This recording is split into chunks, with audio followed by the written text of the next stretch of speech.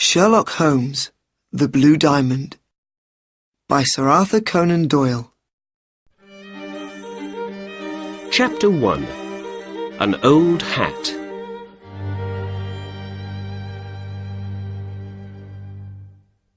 My name's Dr. Watson, and I'm a good friend of the famous detective Sherlock Holmes. 2 days after Christmas last year, I went to his house at 221B Baker Street. I wanted to say Happy Christmas to him. When I arrived, I found him in the sitting room. He was by the window with some newspapers next to him. There was an old hat on a chair near him, and he had a magnifying glass in his hand. "You're working on something," I said. "Shall I go?" "No," said Holmes. "Sit down and look at that interesting old hat over there." I sat down. It was cold out in the street, but it was nice and warm in Holmes's sitting room. "Why are you interested in that old hat? Is it something to do with a crime?" I asked. Holmes laughed. "Not a crime, no," he said. "I got it from Peterson, the doorman at the Baker Street Hotel. He found it in the street and brought it here on Christmas Day for me to look at. He also brought a dead bird with him, a good fat Christmas goose, at the same time. I gave the goose back to him this morning. He's cooking it at his house now, and he's going to eat it for dinner tonight." "Oh, first it was a hat, and now you're talking about a goose," I said. "I don't understand." "Then let's begin when it all began," said Holmes. At about 4 o'clock in the morning of Christmas Day, Peterson went home after work. When he got to Tottenham Court Road, he saw, in the street in front of him, a tall man with a goose over his shoulder. Peterson walked behind him for some time. There were some young men in the street in front of them. Suddenly, one of them hit the tall man's hat off his head, and it fell into the road. Then the tall man tried to hit the young man with his walking stick, but by accident he broke the window of a shop behind him. At that moment, Peterson ran to the man to help him, but the tall man ran away. Perhaps he felt bad about breaking the shop window. Perhaps he thought that Peterson, in his doorman's coat and hat, was a policeman. When he ran, he left his Christmas bird in the street next to his hat. The young men ran away at the same time. So Peterson took the goose and the hat home with him, and the next day he brought them here. There was an interesting little ticket on the goose's left leg, said Holmes. It said, "For Mr. and Mrs. Henry Baker." We can find the letters H.B. in the hat, too. "Oh, so the owner of the hat and the goose is called Henry Baker," I said. "Yes," answered Holmes. "But, my dear Watson, This doesn't help us very much. There are hundreds of Henry Bakers in London.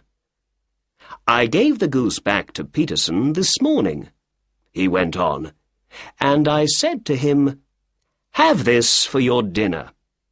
I didn't want it to go bad, you know."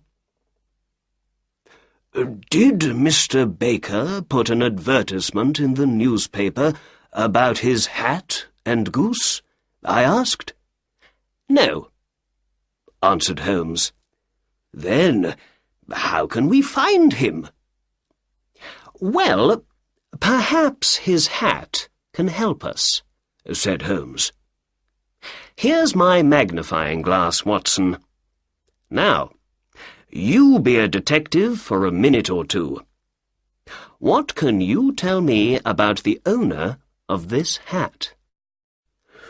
I took the magnifying glass and looked at the hat. It was black, but old, and very, very dirty. I saw the letters H.B. in it. For me, it was no different from any other old black hat. "I can see nothing," I said, and I gave the hat back to my friend. "Excuse me, Watson, you do see, but you don't think about what you see." "All right," I said. "What can you see in this hat?"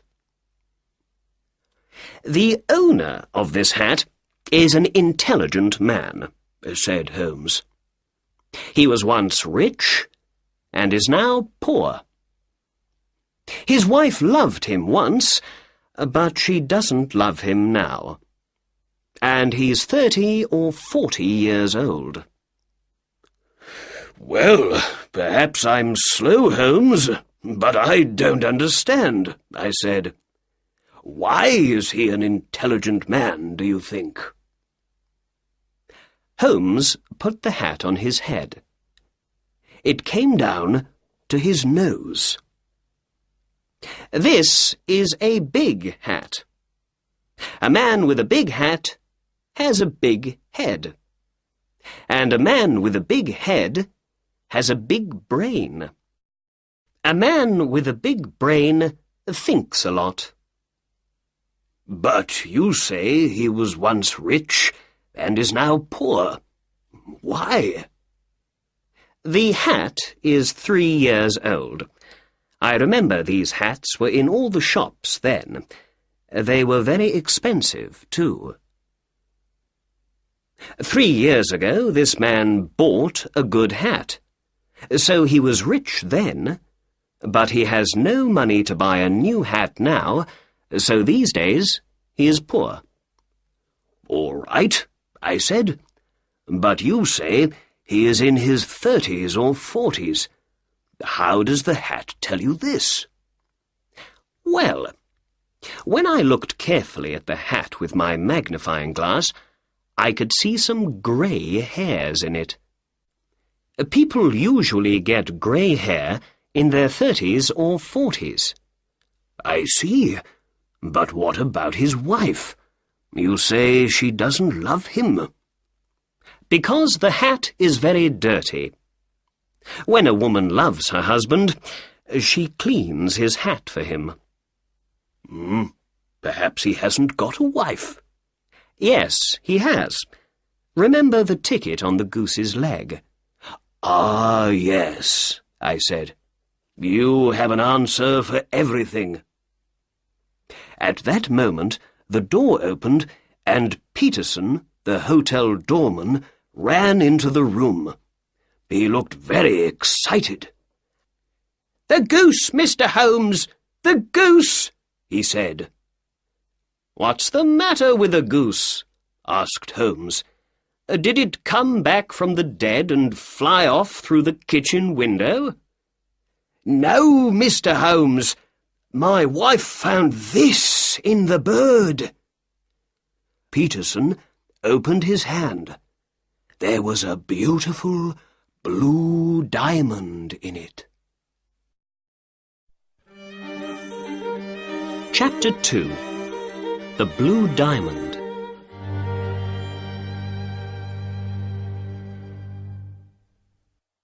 When Sherlock Holmes saw the diamond in the doorman's hand, he sat up. "Well, well, Peterson," he said. "What a wonderful thing to find in a goose. Do you know what you have in your hand?" "I think it's a diamond, Mr. Holmes. Is it expensive?" "Yes, it is," said Holmes. "This is the Countess of Morcar's blue diamond. It disappeared a week ago." "How do you know that?" I said. "Watson, you must read the newspapers more often. There's an advertisement in the Times today about it. Here, look." Holmes gave the advertisement to me. Then Holmes spoke to the doorman. "It's a very expensive jewel, Peterson. The Countess paid about £20,000 for it. Last week, someone took it from her rooms in the Cosmopolitan Hotel. Now the Countess wants to get her diamond back. She says that she's going to give £1,000 to the finder." £1,000? cried Peterson excitedly. Then, without saying more, he sat down in the chair between us. First he looked at Holmes, and then he looked at me. "The diamond disappeared 5 days ago, I think," I said. "Yes," answered Holmes. "They say a young man, John Horner, took it. Here's a newspaper report about the case." Holmes gave an old newspaper to me, and I read the report. "A diamond disappears from the Cosmopolitan Hotel. The Countess of Morcar's blue diamond disappeared from her room at the Cosmopolitan Hotel on the 22nd of this month. The police think John Horner, 26 years old, took the diamond from a jewel box when he went to repair the window in the room. James Ryder, the assistant manager of the hotel, told the court, 'I took Horner to the Countess's room, but then I went away for some time. When I came back, Horner wasn't there, and I found the open box, without the jewel in it, on the table next to the bed.' Catherine Cusack, the Countess's maid, spoke next. 'I heard Mr. Ryder call, and I ran to the Countess's room. There I found Ryder with the jewel box in front of him. The police found Horner at his home later that day, but they couldn't find the diamond. Later, Detective Bradstreet spoke to the court. When I said, 'You're a diamond thief,' Horner hit me. Soon after that, Horner told the court angrily, 'You've got the wrong man. I didn't take the Countess's diamond. I'm not a thief.' Bradstreet then told the court, 'Horner went to prison once before for being a thief. I say he took the diamond. The case goes to the High Court next week.'" "Well, that's the newspaper report about the diamond," said Holmes. "Now we need to understand how the jewel left the Countess of Morcar's room in the Cosmopolitan Hotel and arrived in Tottenham Court Road in a goose. You see, Watson, there is a crime in this case. Here's the diamond. The diamond came from the goose, and the goose came from Mr. Henry Baker, the man with the old hat. I know you felt a little bored when I told you all about Mr. Baker. But now we must find him. Where and how does he come into the case of the blue diamond? The answer to these two questions is most important. "But how can we find him?" I asked. "Through a newspaper advertisement," answered Holmes. He took a pen and began to write. "Did you lose a goose and a black hat some days ago in Tottenham Court Road? Are you called Henry Baker? Please come to 221B Baker Street this evening at 6:30 to get your things." "There. That says it all, I think," said Holmes. "Yes, but is he going to read it?" I asked. "Yes, Watson, I think he is. He's a poor man, remember? At the time he was afraid because of his accident with the shop window, but now I believe he feels very sorry about running away and thinks, 'Why did I leave that bird in the street?' Perhaps he looked for a newspaper advertisement about it yesterday. I think he's going to look again today, too. What's more, we've got his name in the advertisement, so I believe his friends are going to see it and tell him about it." "Yes, I see," I said. Holmes gave some money to the doorman and said, "Peterson, please go down to the newspaper offices and put this advertisement in all the evening newspapers." "Very good, sir. And shall I leave the diamond with you, sir?" "Yes, Peterson. And I say, Peterson, after you leave the newspaper offices, can you buy a goose and bring it back here? We need a new bird for Mr. Henry Baker when he comes. Your family is eating the old one for dinner today, so he can't have that." The doorman went out of the door and down the street. Chapter 3. Mr. Henry Baker.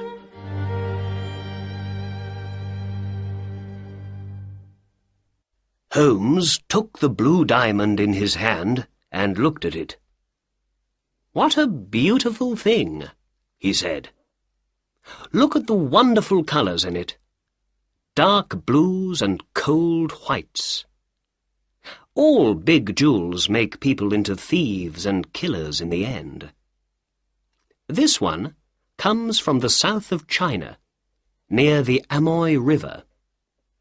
It's only 20 years old, so it's a young thing. But already many terrible crimes are happening because of it. I'm going to put it in my safe now, and then let's write a letter to the Countess of Morcar and say we have her beautiful blue diamond here with us." "But Holmes," I said, "I don't understand. Is that young man Horner innocent after all?" "I don't know." "And what about Henry Baker? The tall man with the hat and the goose? Is he the jewel thief, perhaps?" "No, I don't think he is. I believe he's an innocent man. I don't think he knew there was an expensive diamond in his goose, a jewel worth more than £20,000. But let's wait and see. Perhaps Mr. Baker's going to answer our advertisement this evening, and then we can learn something more about him." "All right," I said. "I can come back after work this evening. I'm very interested in the answer to this case." "Good," replied Holmes. "Dinner is at 7 o'clock. I got to Baker Street at 6:30 that evening. there was a tall man already at Sherlock Holmes's front door when I came down the street. He wore a long winter coat and had a Scottish hat on his head. When I arrived next to him, the door opened. Mrs. Hudson, Holmes's housekeeper, said, "Good evening" to the two of us, and we went in and upstairs to Holmes's room. "Mr. Henry Baker, I believe," said Holmes to the man when he came in. "Please, sit down." Holmes looked at me and smiled. "Ah, Watson, good. You are here when we need you." Then he looked back at his other visitor. "Is that your hat, Mr. Baker?" Mr. Baker looked at the hat on the chair. "Yes, sir. That's my hat. There's no question about it."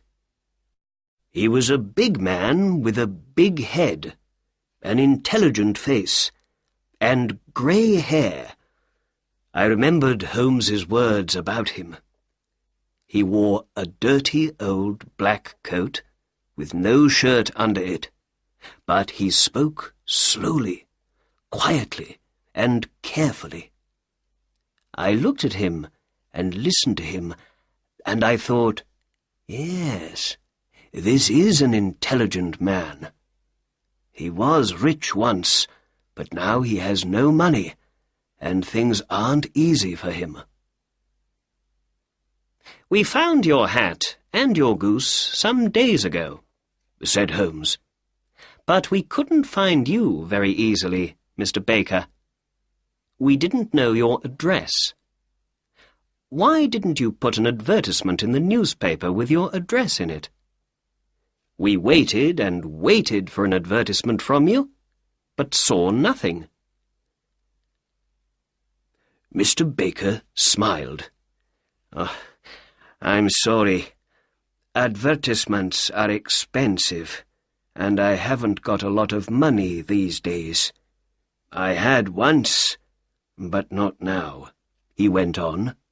"And, well, I thought those young men in Tottenham Court Road had my hat and my goose, and I didn't want to put an expensive advertisement in the newspaper for nothing." "I understand," said Holmes. "Now, before we say more, I must tell you something about your goose, Mr. Baker. I'm sorry, but, well, we ate it yesterday, you know." "You ate it?" said our visitor, and he stood up excitedly. "Yes. Well, we didn't want it to go bad, you see. But we bought a nice new goose this morning for you. It's on the table there, by the door. Is that all right for you?" "Oh, yes, yes," said Mr. Baker happily. He sat down again. "And let's see. I think we have your old goose's feet, head, and everything from inside it in the kitchen. Do you want those?" The man laughed. "No, no," he said. "But I'd like to take that nice new goose home with me. Thank you very much." Sherlock Holmes looked at me with a little smile. "Very well," he said to Mr. Baker. "There is your hat, and there is your bird. Please take them.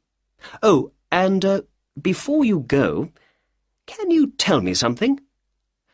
Where did you get your goose? I know a lot about geese, and that was a very good bird, I can tell you." "Well, sir," said Baker. He stood up and took his hat and the goose in his hands. "I got that bird at the Alpha, a pub near the British Museum. This year, the owner of the pub, Mr. Windigate, began a goose club.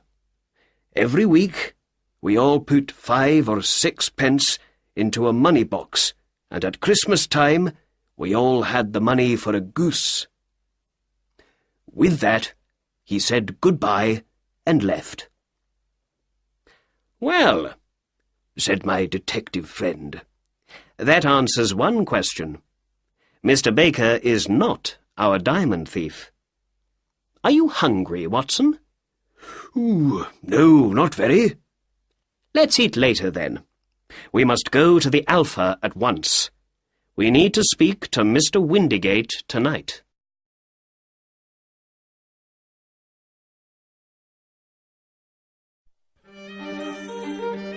Chapter 4.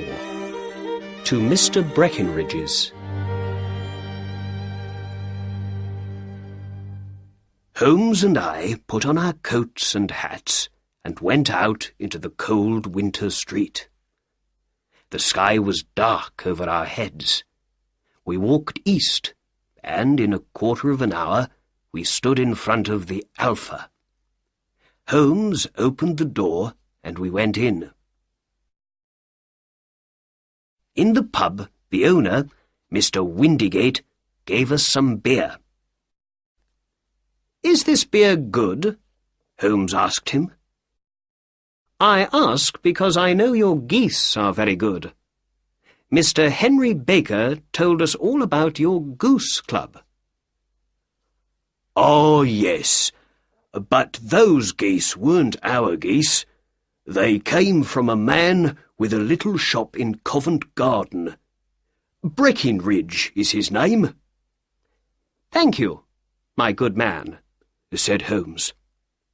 We paid for our beer and drank it.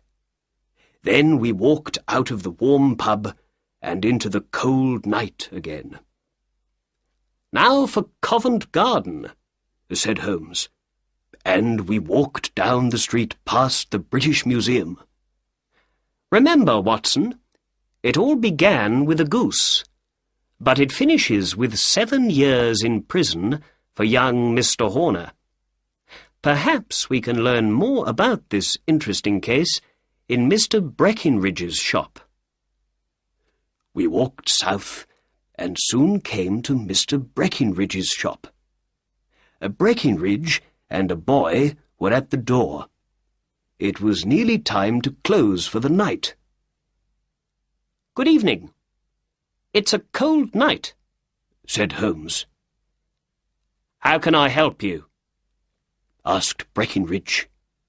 Holmes looked at the empty shop window. "No geese, I see," he said. "There are some in that other shop, there behind you." "Ah, but I came to you because I hear your geese are very good. Breckenridge's birds are the best," he said. "Who said that?" "The owner of the Alpha." "Ah, yes. He had 24 of my geese 2 days before Christmas." "They were very good birds, too. Where did you get them?" "I'm not going to tell you," said Breckenridge angrily. "Again and again people come and talk to me about those geese, and I don't like it.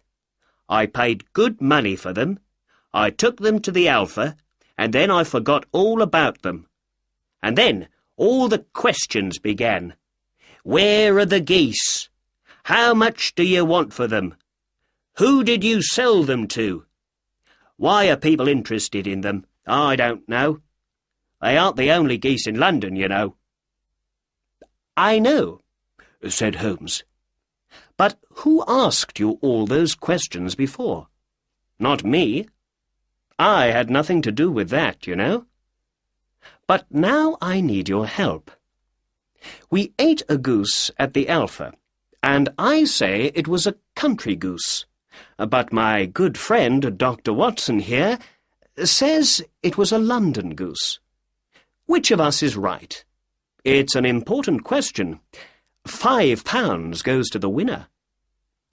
"Well then, you lose, and your friend is the winner," said Breckinridge. "That goose came from London."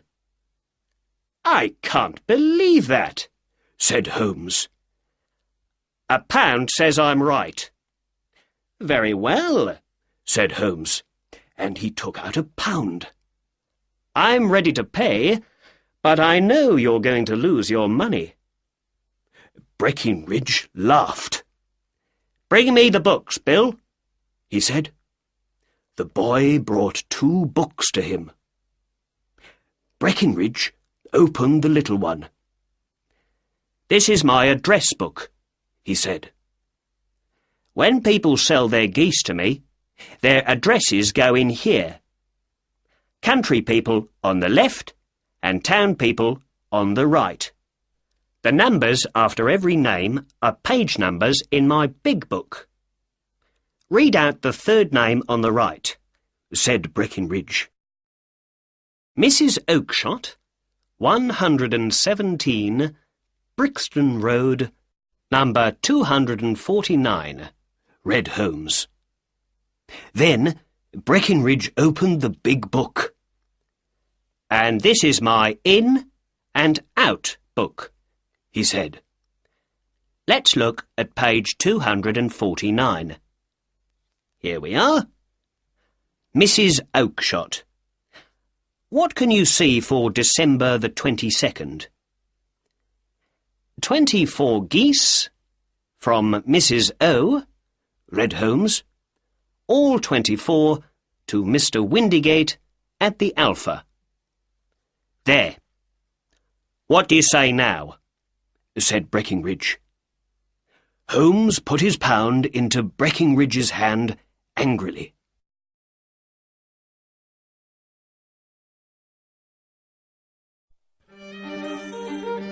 Chapter 5. A Weak Little Man.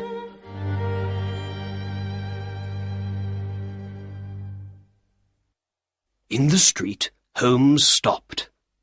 Suddenly, he wasn't angry. He began to laugh. "You see, Watson," he said, "Breckinridge didn't want to tell me Mrs. Oakshott's name and address at first, but later, when he saw he could easily get a pound from me, he told me everything. And he said something very interesting when he got angry. Did you hear? Other people are asking questions about those geese." Suddenly, there was a lot of noise from Mr. Breckinridge's shop behind us. We looked back at it. Breckinridge stood, tall and angry, in front of his shop door. A weak little man stood in front of him in the street. "Look, you!" Breckinridge shouted. "I don't want to hear any more about those geese. Mrs. Oakshott can come and speak to me when she wants, but not you. You have nothing to do with it. Did I get the geese from you?" "No, but one was my goose, I tell you," cried the little man. "Then ask Mrs. Oakshott for it." "But she told me ask Mr. Breckinridge for it." "Well, that's nothing to do with me. I don't want to hear any more from you. Do you understand? Now go away." Breckinridge closed his shop door angrily, and the little man ran off down the dark street. "Perhaps we don't need to visit Mrs. Oakshott in Brixton Road after all," said Holmes to me quietly. "Let's talk to that man. Perhaps he can help us." Holmes walked quickly up behind the little man and put a hand on his shoulder. The man stopped and looked back over his shoulder at us. His face was white. "Who are you? What do you want?" he asked weakly. "Excuse me," said Holmes, "but I heard your questions to that shop owner. I think I can help you." Who are you? And how can you help me? My name is Sherlock Holmes, and it's my job to know things other people don't know. But you can't know anything about this. Excuse me, I know everything. You want to find 24 geese. Mrs. Oakshott of Brixton Road sold them to Mr. Breckinridge here. He sold them to Mr. Windygate, the owner of the Alpha, and Mr. Windygate sold them to the people in his goose club. Oh, sir, this is wonderful. Oh, I'm very happy to meet you, said the little man excitedly. You are right. I am very interested in those geese. Oh, more than I can say. Why don't we go to a warm room in my house for a talk, then? I don't like standing here in the cold street. Holmes put out his arm, and a cab stopped for us. But before we go, can you please tell us your name? The little man looked at Holmes and then at me before he answered.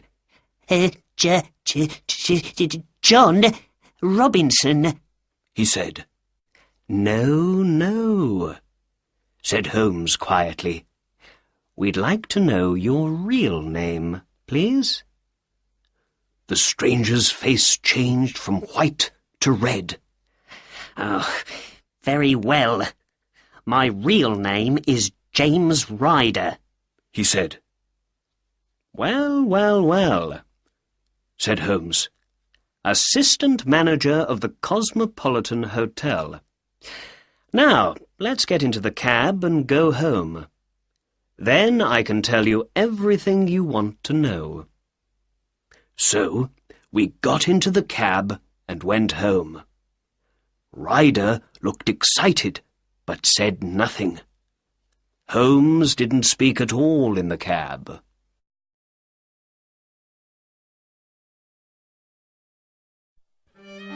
Chapter 6. 1 or 2 questions.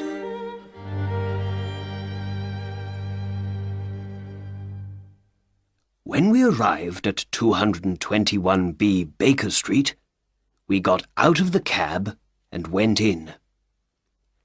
Back in his sitting room, Holmes spoke at last. Please sit down, Mr. Ryder. Now, where were we? Ah, yes. You want to know what happened to those 24 geese. Or perhaps what happened to one of those geese. You are interested in only one bird, I think. A white goose with a black tail. Oh, sir, Ryder said excitedly. Where did that bird go to? It came here. And it was a most interesting bird. We found something in it after it died. The most wonderful thing. Here it is.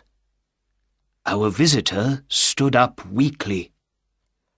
Holmes opened his safe and took out the blue diamond. In his hand it was cold and beautiful. Ryder looked at the jewel, but said nothing. Holmes spoke for him. We know it was you, Ryder, he said. Sit down and have a drink. You look very weak. I gave Ryder a drink. He sat down and drank it quickly and looked at Holmes. I saw he was afraid. You don't need to tell me much, said Holmes. I know nearly everything about the case, but I have 1 or 2 questions to ask. How did you hear of the Countess of Morcar's blue diamond? Catherine Cusack. Her maid told me, said Ryder. I see. Holmes went on. So you and Cusack wanted to get the diamond and sell it for lots of money. You asked John Horner to come and repair the window in the room because you knew of his time in prison. When he left, you took the diamond from the Countess's jewel box. Then you called the police. They came at once. Because of Horner's time in prison, they believed he was the thief.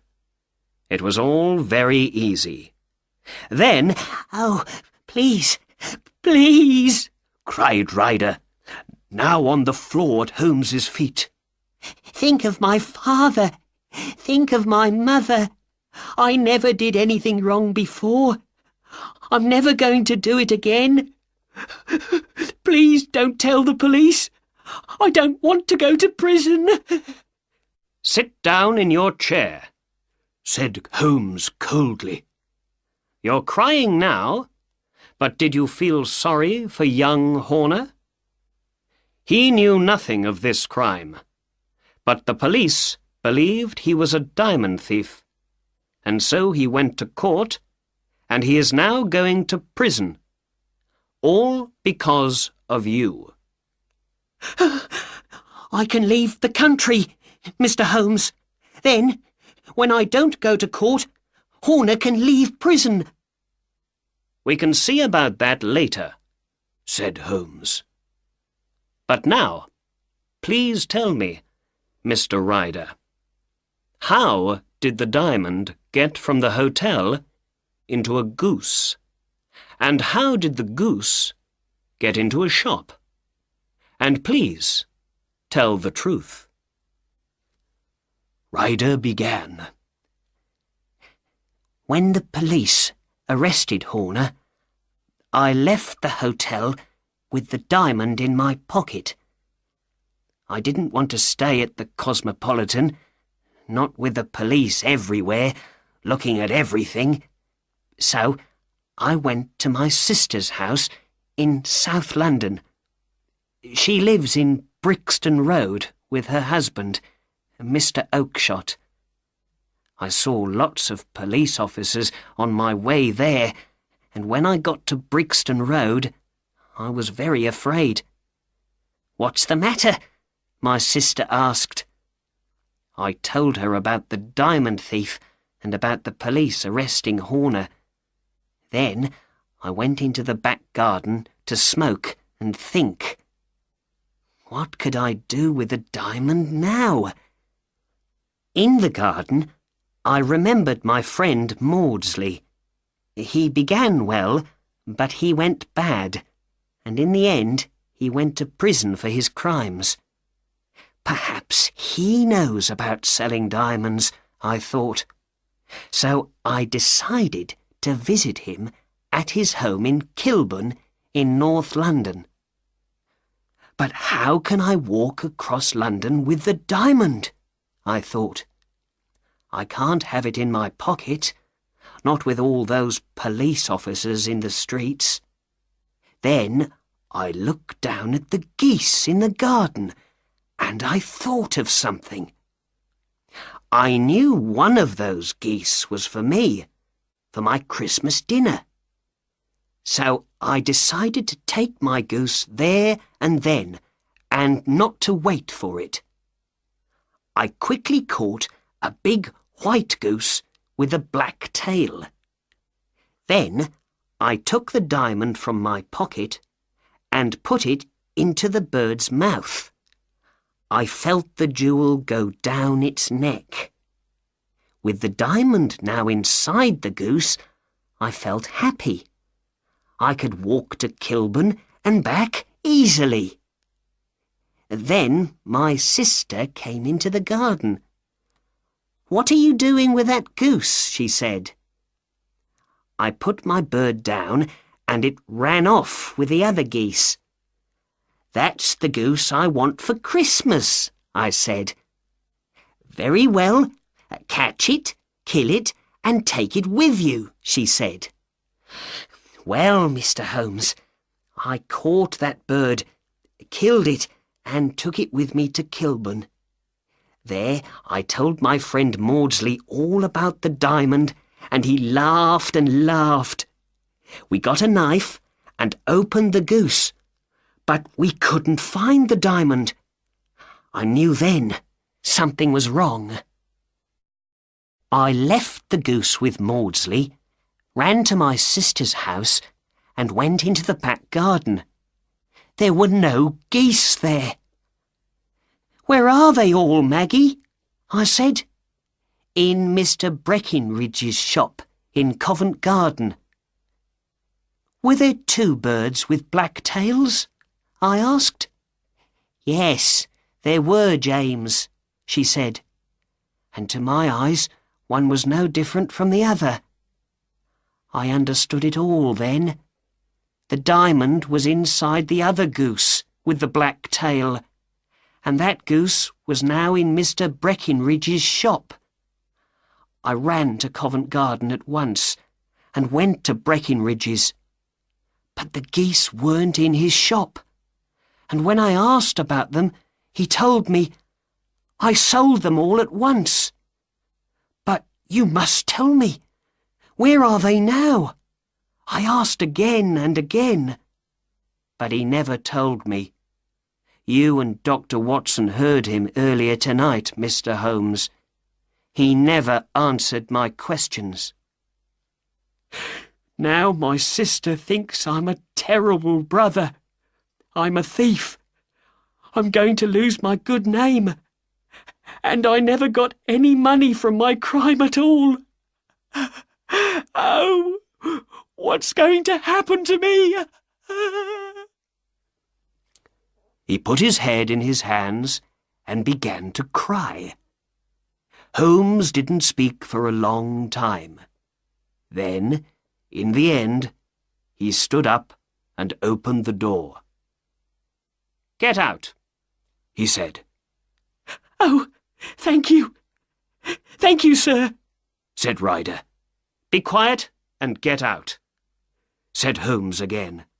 And, with that, Ryder ran out of the door, downstairs, out into the street, and away.